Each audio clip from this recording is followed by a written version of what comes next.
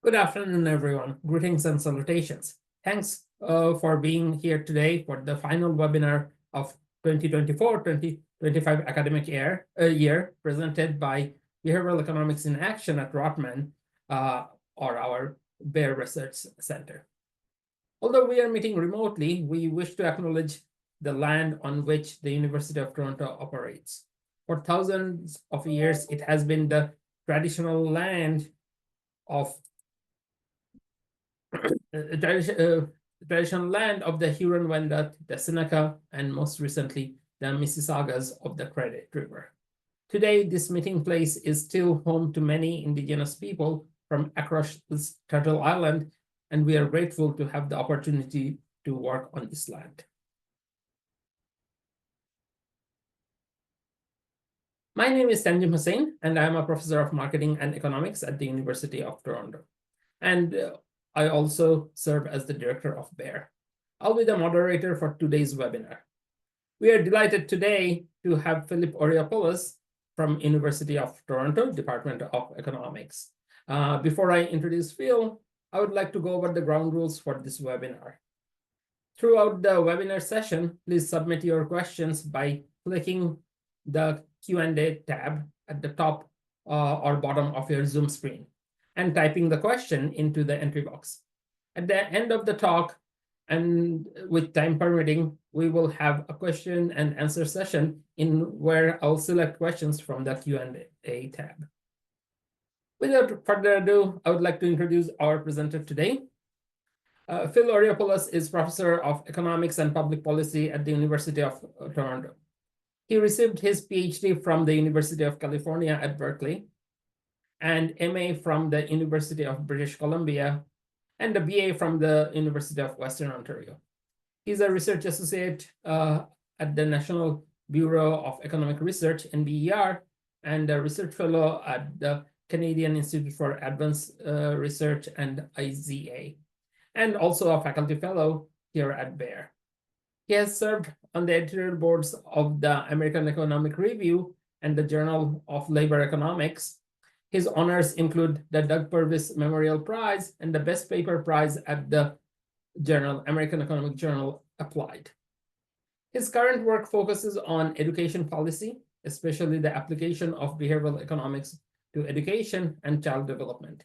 He often examines his research questions by initiating and implementing large-scale field experiments with the goal of producing convincing evidence for public policy decisions. Thank you so much, Phil, for being here today. I'm really looking forward to it. Please take it away. Okay, thanks very much. It's great to be here, have a chance to share some of the stuff that I'm working on and getting your opinions. Let me just get to my slides here. Oh, I have to share them, just a sec.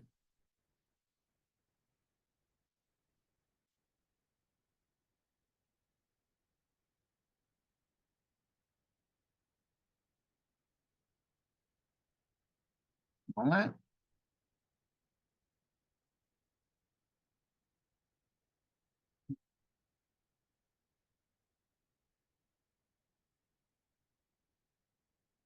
Okay, so everyone can see that, I guess.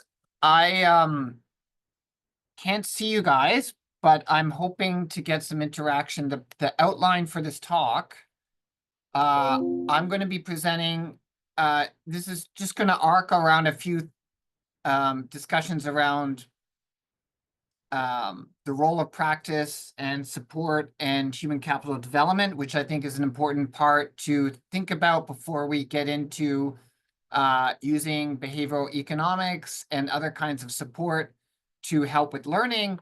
And I want to pivot into the role that I think we can use for computer-assisted learning and artificial intelligence for helping with learning. This is obviously a hot topic these days. Everyone seems to have an opinion on it. And I have some thoughts and ongoing research that I hope to share with you, and actually might even be quite interested in what you think and your feedback. So I'm going to try to leave quite a bit of time left over for questions. Okay. So I actually want to start with just a little simple function to think about. We don't even have to use the math, but this is there was quite an insightful paper a few years ago by Jim Heckman and Huna, pointing out that when we think about education, we don't want to think about it as a static black box where children go enter, something magical happens, and they come out and they're more productive and they can learn. That's sort of the Gary Becker model of human capital. But what Heckman and others pointed out was that we want to think about learning as more of a dynamic process. And skills develop one period at a time, that the skills that you develop when you're young help you in developing your skills when you're older. So older skills is a function of skills that you had earlier plus investment, okay? Now, investment, sometimes in the model, we think about investment in terms of money or time that your parents put into. I want to think about two kinds of investment in particular that are going to matter and be crucial for learning. One is internal, the investment that you yourself put into learning. So that would be like practice, the amount of time or effort or focus that a child or a student has to put into for actually something happening in the brain, right? So for learning to happen, there's something has to be happening at the neural level. Some effort, some attention, some time has to be going on. Okay, so that's the practice side. The second part in the investment side is the support side, so the external. So support can come from teachers or parents, peers, anyone that is providing assistance or new instruction so that the student or child can put into practice and try to learn from that. Okay, so we have two kinds, practice and support. Now, why do we care about skill development? Obviously, for the purpose of fostering skills to be more productive and increase money. We also care about skills to contribute directly to adult well-being, not just to make more money, but learning has the potential to have non-pecuniary benefits, including from health, social interaction. So there's a lot of good motivations to want to care about the skill production function. But when the student or child is younger, we might have to think is like, are they really optimizing? Like, who cares about the skill production function? Obviously, parents want to maximize the skills of their children so that they can do well when they hit adulthood. But what about the children themselves who play this crucial role for when they are deciding what to practice on, how much effort to put on? And there we get into potential problems, right? So behavioral biases abound for children. Many of the decisions involving education and learning include immediate costs and long-term uncertain benefits. And that is sadly unfortunate because the kinds of decisions that children are making, they may be especially prone to behavioral biases. So if there's any one group that might have challenges with making immediate long-term decisions that involve immediate costs, long-term benefits, and are uncertain, it's young kids and teenagers.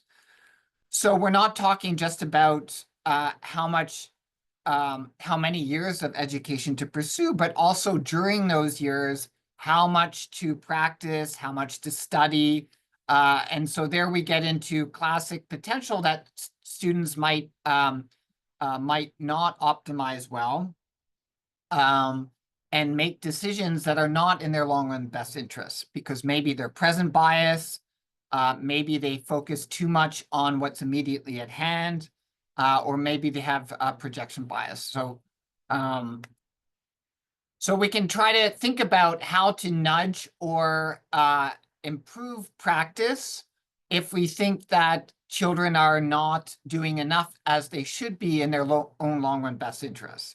So these are classic, nudge concepts. We might, for example, offset immediate costs with immediate benefits. So we might, immediate benefits might include praise. Some people have looked at offering money for doing better on a test or getting a higher GPA. We might make a desirable action easier. So one area is to simplify the application process for going on to post-secondary. We might reduce immediate opportunity costs. So some people have looked at removing distractions like phones, restricting the environment that you're working in might make it easier to focus on the benefits. So restricting access to screens, putting in rules or places that you can't do things that you have an immediate urge to until you've finished the investment. Or you could create more structure where only practice occurs. So imagine, a classroom itself is arguably creating structure for students to practice because it limits the number of distractions going on. You're sort of stuck with that activity going on and don't have many other options as well. Compulsory schooling is also another interesting example for putting in structure. So all of these are on the practice side, and these policies are based on trying to address behavioral biases related to struggle in practice. As someone who's been, thinking a lot about applications to behavioral economics and education, my sort of general conclusion lately has been that I think some of these policies might be more limited than some people initially thought. My sense is that nudging to improve practice and learning outcomes are effective mostly when we're nudging one-time actions. So the example that seems to be most promising is getting students past applications that might help them continue on with their education, apply for financial aid, make sure that they choose their courses on time. These are one-time actions that nudges seem to do a good role in. It appears to be much harder if you want to change habits, such as improving study time outcomes or getting students to study more effectively. If you look at the evidence overall, I think you'll find that efforts to improve practice in general has been limited in effectiveness. So my impression of if you just nudge practice alone is that these nudges, some of them might be cost benefit, pass the cost benefit test, but more around because the costs are small than the benefits are large.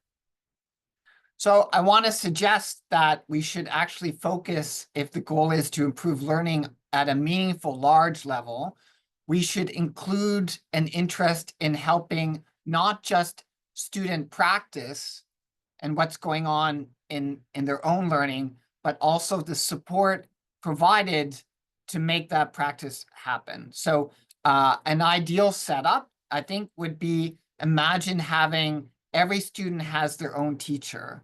So if that was the case, a student could progress at their own pace, learning topic by topic. If they make a mistake or if they're facing a misconception, the teacher can immediately focus on that misconception and work with the student until they understand the concept before moving on. So this concept of mastery, of I don't move on until I've demonstrated a topic I understand, is much easier in the setting where you have one student, one teacher than in the classroom setting. Ideally, the person providing the support is high quality, so provides clear instruction, encouragement, feedback, and ideally this type of support occurs in a setting that is isolated from distraction. So I think if we could facilitate that kind of ideal setup for students, actually a lot of problems in education would be solved. Every student would have a much better chance at reaching their own learning potential if we had the setup. Now, the problem with this is not that we don't know whether this is a good idea, it's more around cost. So the thing that prevents us steering this direction is on the cost side, not on the benefit side. So the challenge is to think about whether we can get more close to that level of personalized learning and keep the cost down. So one possibility is supplement classroom instruction with tutoring. There's been a lot of research that has looked at that. In fact, if you take a meta-analysis of the randomized controlled trials that have looked at tutoring, they show pretty much consistently that almost all types of tutoring experiments show quite positive gains. So over 100 studies, the average effect of a year of tutoring tends to be something like an extra 3 to 6 months of learning compared to if the tutoring wasn't going on. And that's about as close and consistent to in education policy as you're ever going to get as consensus that this would be a great activity to do more of were it not for the cost.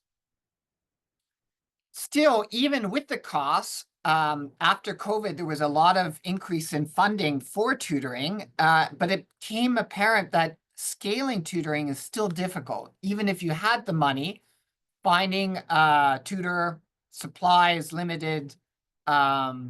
It's difficult to set up in class. If you do it outside of class, many students don't use it.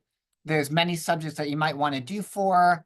There appears to be like tutoring may not be the solution in this goal of trying to improve learning and skill development, even if we had the cash. There's a lot of sort of complexities. So another possibility is to use technology. So over the last few years, computer-assisted learning technology offers the potential to simulate the tutoring experience and the one student, one teacher experience. So the example I've been working a lot with is one platform called Khan Academy that you may know because it's one of the most popular platforms that's been introduced over the last few years. It's free. Anyone can go online and access it now.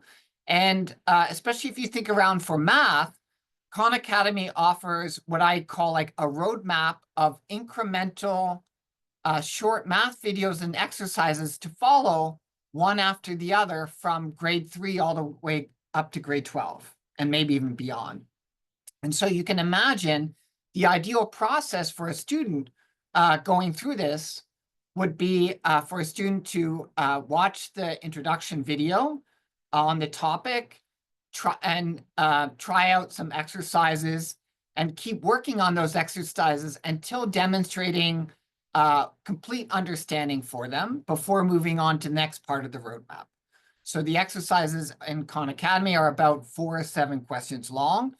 When you make a mistake, you get immediate feedback that you've made a mistake. And then up until about a year ago, the way you could work on is you can access the solutions or get help from someone else.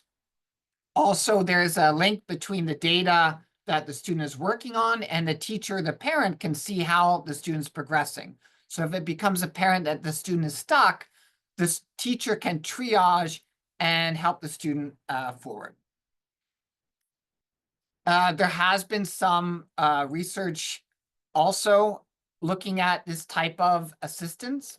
there's different ways to provide it, but also in general, the use of computer-assisted learning seems to be generating benefits almost on par with the benefits that you get from tutoring. The one specific example I'll give you is an experiment I did a couple of years ago in Texas, where we worked with grade 3 and 8 math teachers, basically helping them introduce themselves to Khan Academy and a recipe for how to use it effectively. So in this setting, we randomized about 150 teachers. The ones that were picked for our program received training from a coach that met with them weekly to assist in their transition to learning how to use Khan Academy effectively in their class. So the goals were to try to spend approximately an hour a week to encourage the students practicing it. The coach would help them set up with the exercises and the assignments and monitor progress and spot students that needed extra help. One thing I'll just show, I want to emphasize that one thing that came from this project that appears to be the case for the other projects is that there's enormous differences in how well the teachers adopt the technology.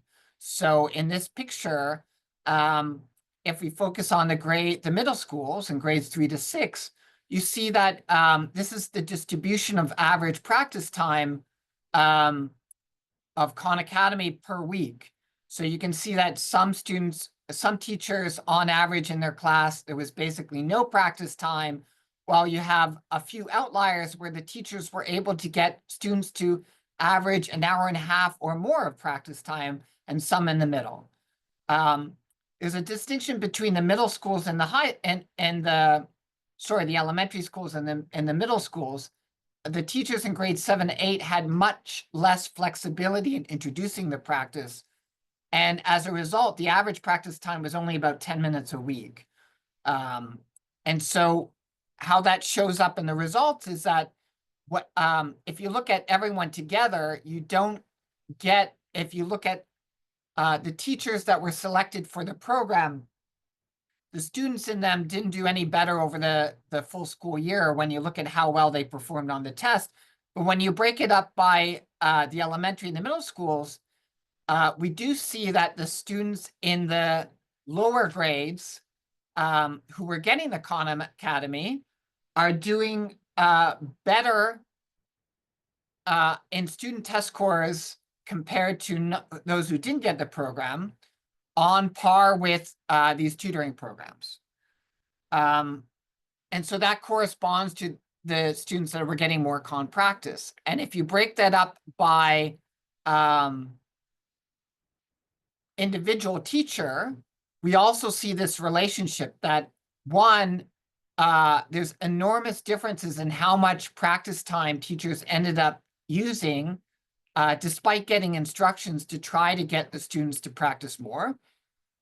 For the teachers that did facilitate a lot of practice, those were the ones that saw students do better in their end of year test scores than the ones who didn't.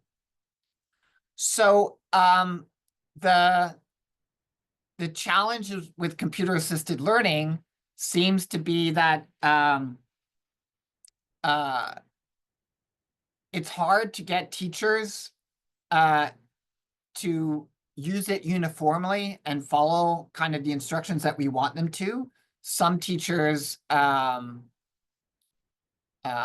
either don't buy into the technology or try it and feel like it's optional. Others buy into it and really do a much better job.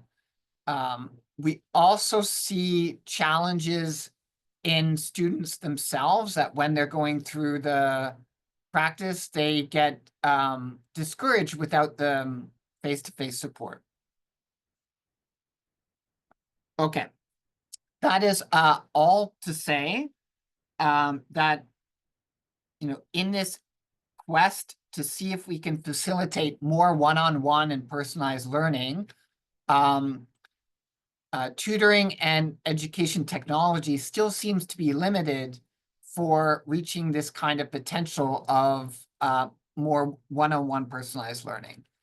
So now we have this new technology on top of computer-assisted learning of generative AI, and many of you have probably heard about the fascinating promise that it might have at mimicking a really good tutor.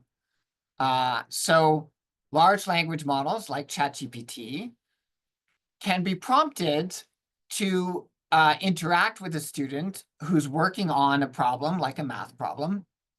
And if you look at some of the interactions that have been shown as examples, it's quite impressive. Most of the time, the generative AI tutor can do a very good job at offering support to a student who's struggling with a problem. And one interesting case right now, the interaction is mostly text to text, but in the near future, I would expect that the interaction will start going voice to voice.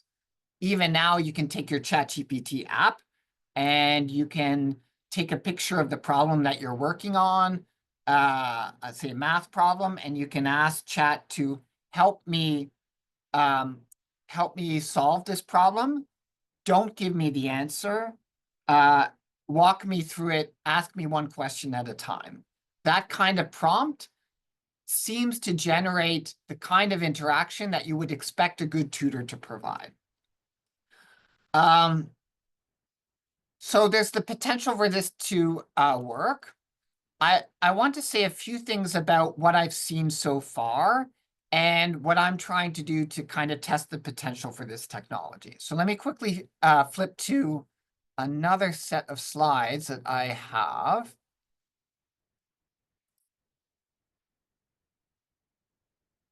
So this is just a screenshot of Khan Academy with its new Khanmigo here on the right side. So Khanmigo is Khan Academy's ChatGPT-based tutor that a student can interact at any time. It sort of works like a little chat bot in the corner, and you can turn it on and press some buttons or type to say what you want to say. And in this case, I prompted it to, help me solve this one question at a time. And it starts to go step by step, and the student can interact with it as they would with a good tutor. I have a program like this going on in Tennessee, where students are being instructed to use Khanmigo only when they make a mistake under supervision. And it's a little bit hit or miss right now. The students seem to be a little bit hesitant to use it. What seems to be happening in this setting, at least with Khan Academy, is when a student makes a mistake, often their first instinct is to move on to something else rather than keep working on something that's hard for them.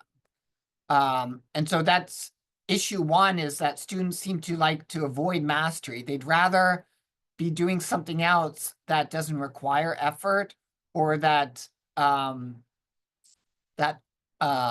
they realize that they're struggling with, than double down and try to figure it out. The second issue is that the students don't seem to use the AI tutor. They often get impatient with it. Sometimes Khanmigo spits out too much information at once and they feel overwhelmed, or they just don't access it. And if we are to see the full potential of generative AI as a tutor, my main point I've been thinking about lately is that it doesn't matter how good the technology is, without the right structure, it's not going to facilitate the kind of learning and tutoring that we'd like to see. So this is where we come back, I guess, to the behavioral part of things, we need to incorporate elements of behavioral insights to help nudge students to using the technology effectively. And so if the structure is not there to facilitate the students to use the technology, then we may not get the full benefits from the technology itself. So I will give you just a taste for the kind of experiment that we're trying to set up now. The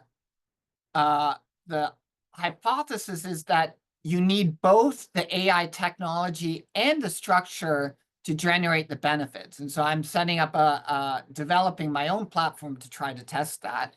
And it looks sort of something like this. So we have a sample, but this is kind of how we're kind of hoping it to look like. In the case, I think you can see my little hand here. In the default case with at the bottom here, the bottom right is sort of the no bells and whistles. Okay, so at the bottom here, we have students can work on essentially any problem they want. If they make a mistake, they don't have to keep working on the problem. They can just go to another question, another part of it. If they make a mistake, they can activate the solutions, but otherwise there's no AI either. And so I want to compare that to something with more structure. So on the left-hand side, we're going to have students that must follow a roadmap of 3 exercises, where if they make a mistake, they cannot go on and find another problem to work on. They are instructed to keep working on a different problem and solve 4 questions in a row correctly before they're allowed to move on. So they have a motivation to try to get to the end of the roadmap, and everything goes in sequence. And in one case, if they make a mistake, they will just get a solution that they can look at. And in another case, they will get access to a chat GPT tutor that only pops up when they make a mistake and is prompted to be engaging, maybe even funny, and motivating with brief interactions to try to get them to understand their misconception. So the hope is to test this mini model that might be like a 1-week homework assignment to see if the combination of structure and AI can improve learning significantly by hopefully simulating the experience of when a student's making a mistake, having that one-on-one help. And one day I can imagine this being voice to voice instead of text to text, but that's kind of where I think things are going.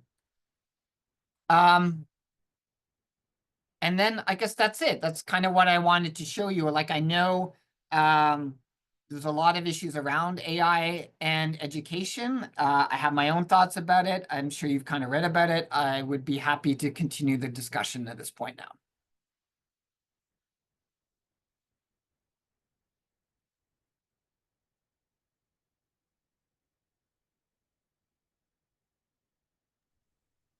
Thanks so much, Phil. That was a great talk. So maybe I will. So we have a few questions, but I have a few questions that we'll start off with.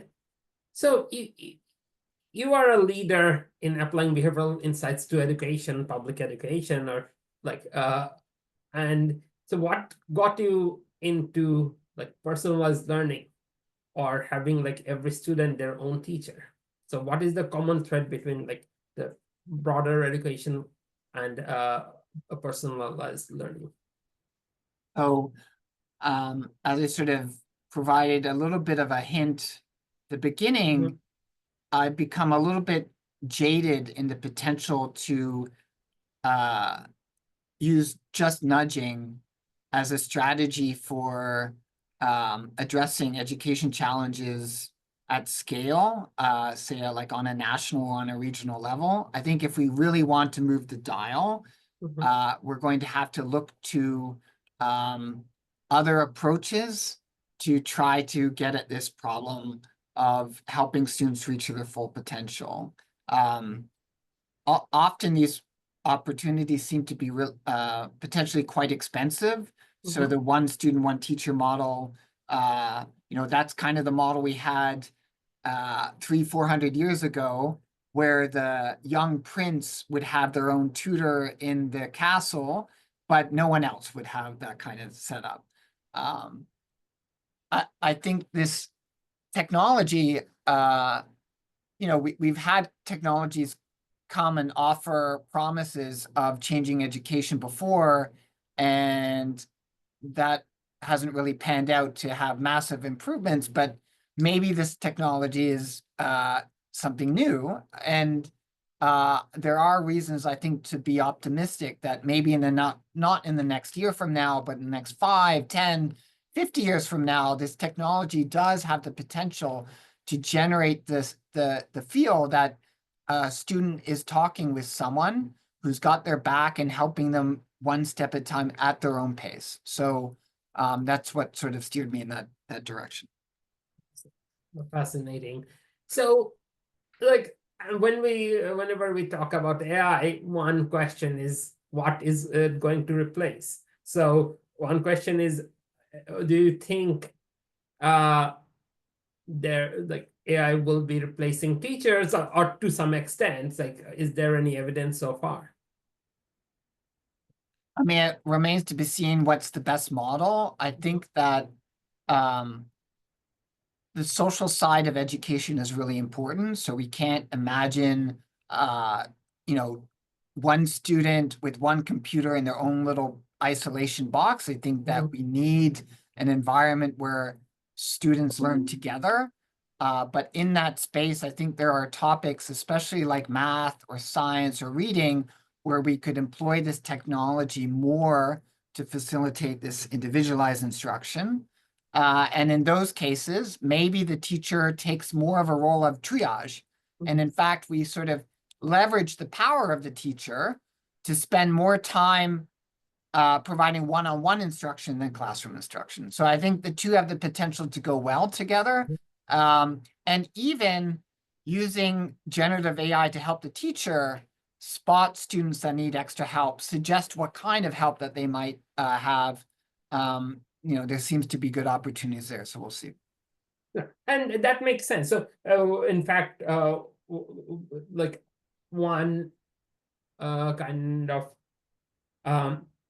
result of the going online during pandemic is that many teachers in our university have moved towards flipped classroom, where students come prepared based on videos in class. So and then the classroom professor in the classroom professors are more like helping triage and facilitating discussion and encouraging discussion and so on. I mean, I will add for that, having flipped my own classroom after COVID, it doesn't always work. Like expecting students to go home and on their own passively watch a video. Doesn't matter how good the videos, doesn't matter how good my videos are. I think that students find it easy to put off. And maybe that will be also a challenge in this case. And figuring out, that right combination of, human interaction while still leveraging this technology to keep the cost down. I think that's sort of the challenge. So one example here, I'm thinking of, like, either these types of exercises are done in class or as homework assignments with careful motivation, engagement from the teacher or the parent.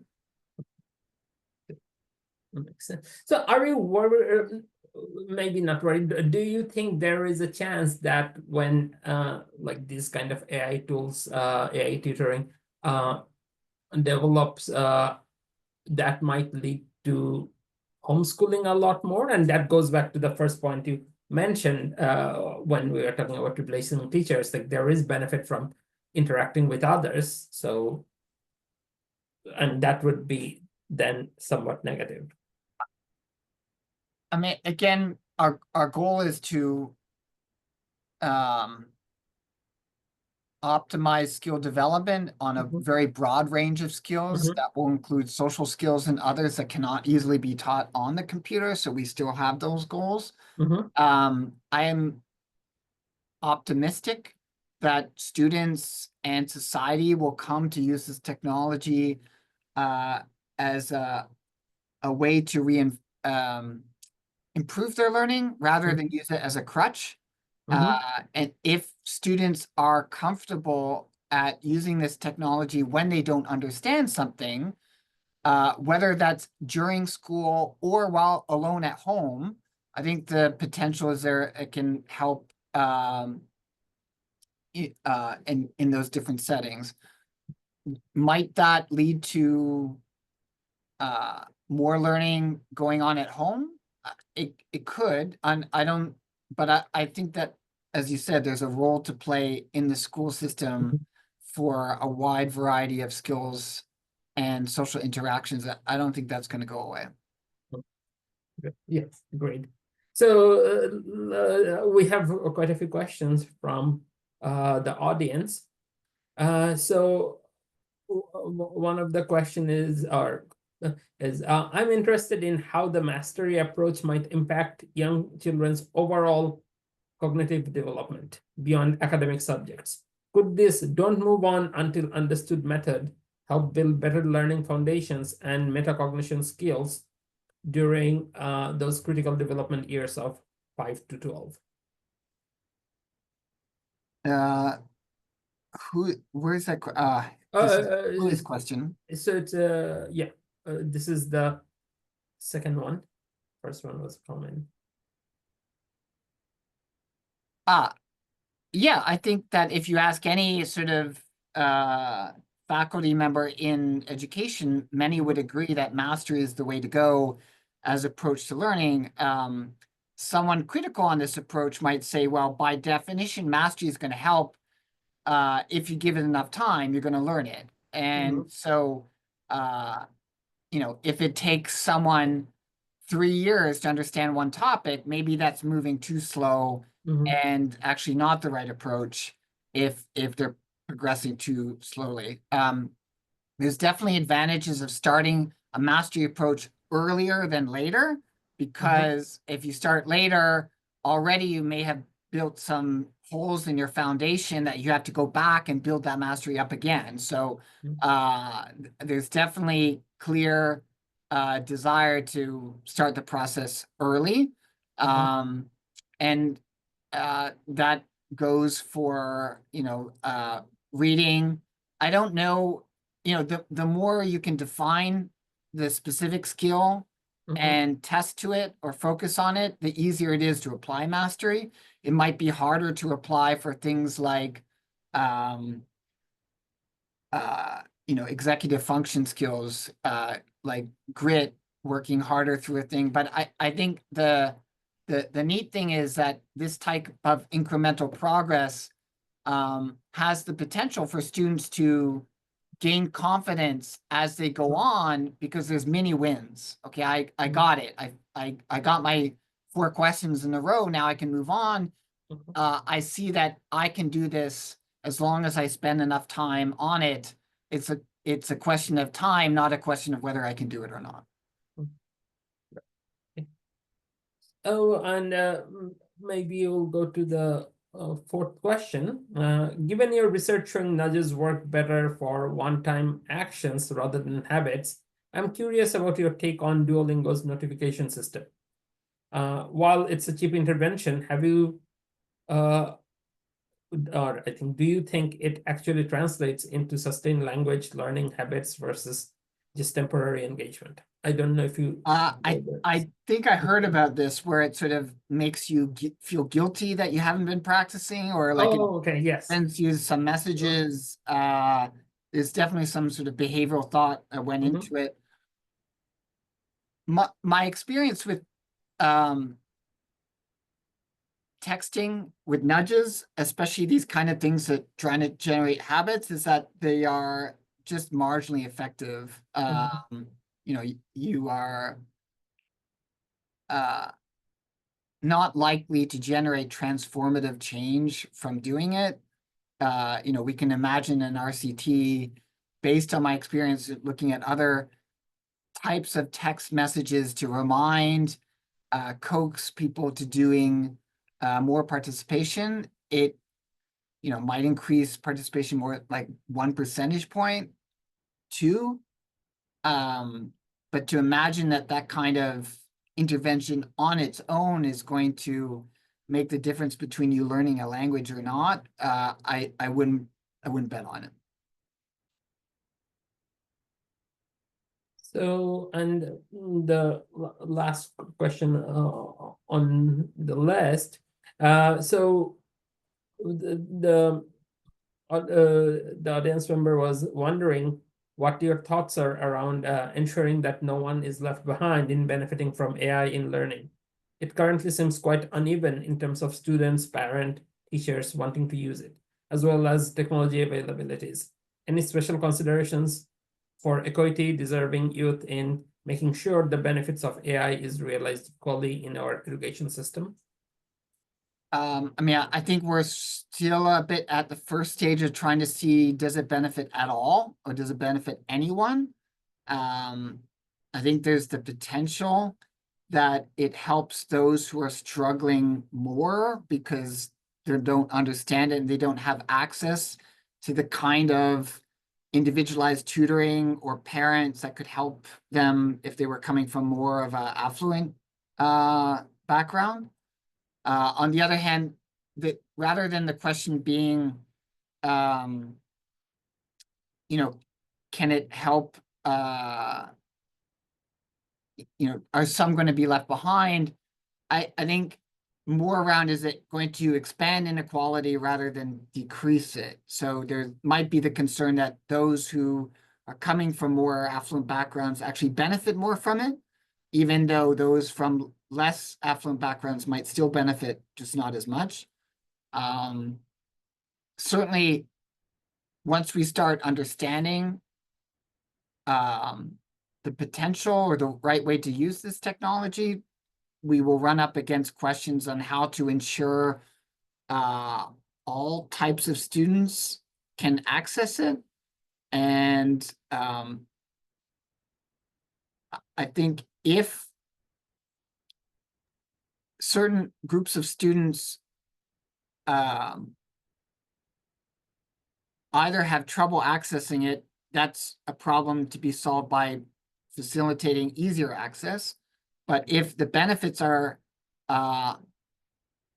disproportionately more for those who are more affluent, one example might be to focus resources on providing this type of technology more to those who are coming from less advantaged backgrounds. So I guess the answer is that maybe there are a number of options once we figure out the, you know, using this technology to its full potential. I think that should be the first question that we're answering. Right. So, yeah, I think that's all the questions. There were some more like comments rather than questions. So thank you so much. This was a great talk, and we are really grateful that you led our last webinar of the year. For the audience, thanks for coming. We will be announcing our next academic year's lineup in a few months. Phil, thanks again, and it was great to have you. For everyone, you can exit this webinar by closing your Zoom screen. And thanks for attending Bear's final webinar of this academic year. And thanks again, Phil. Thanks very much for having me.